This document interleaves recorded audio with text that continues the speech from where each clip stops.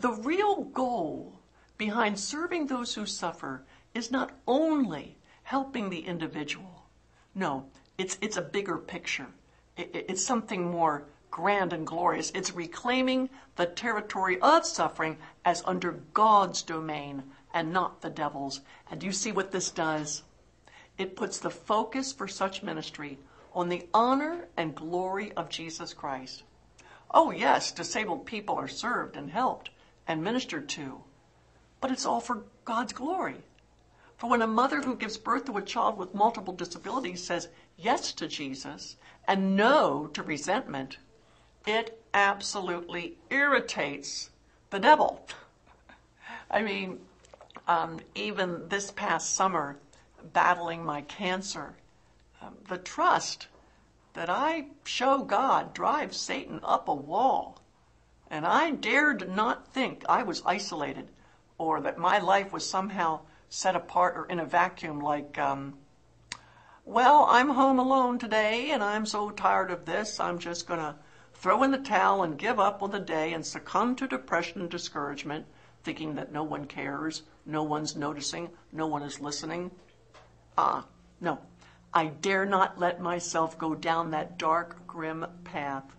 Never should I think that I suffer for nothing or that I suffer alone with no one watching, because Ephesians chapter 3 verse 10 tells me the stakes are too high.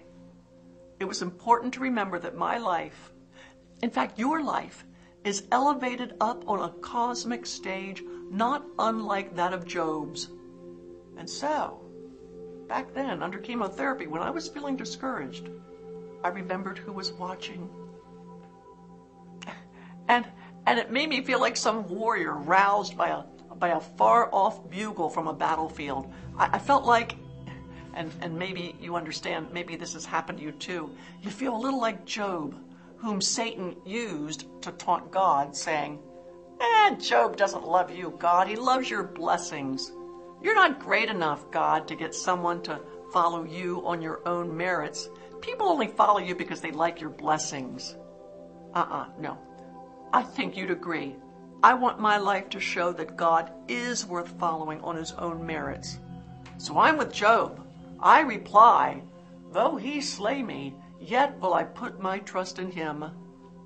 I tell you what, friend, a statement like that speaks highly of Job. It really does. But to say, though he slay me, yet will I trust him, I tell you what, that speaks far more highly of God, because it is God's grace that is sustaining that person to say it. And nothing deflates the devil more than when God's people choose the Lord over fear and doubts, when they choose their Savior over affliction and pain. And when through tears, no matter what hardship you are facing, no matter what disappointment, no matter what discouragement, through tears you whisper, I prefer you, God. I choose you, God.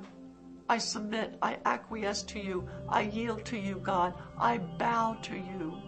And I tell you what, friend, that makes the life of the most insignificant person on earth a front line on which the mightiest forces of the universe converge in warfare. So let's not go AWOL. By the grace of God, let's not be retreating.